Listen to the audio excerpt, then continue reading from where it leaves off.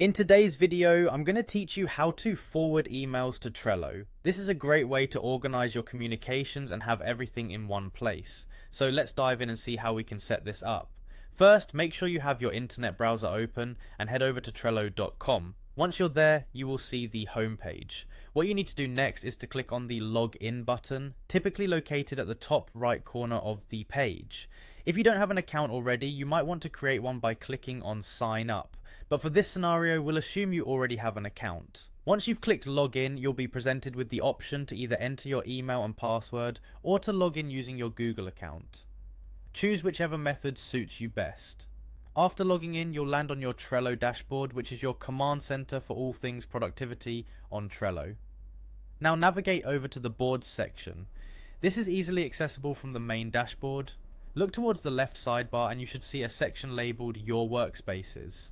This area lists all of the boards that you are currently a part of. Find the board that you wish to link your emails with and click on it. This will bring up the specific board you will be working with. Once you're in your selected board, look to the upper right corner. You'll notice 3 small dots. Click on them and a menu will drop down. From this menu, select the email to board option. A special email address will now be displayed. This is crucial as it serves as the bridge between your email and Trello board. Carefully copy this address because you'll need it in the next step. With that email address copied, it's time to switch over to your email account. Open up your email client and start composing a new email. In the To field, paste the email address you just copied. This address is unique to your Trello board, so any email sent to it will directly appear on your board.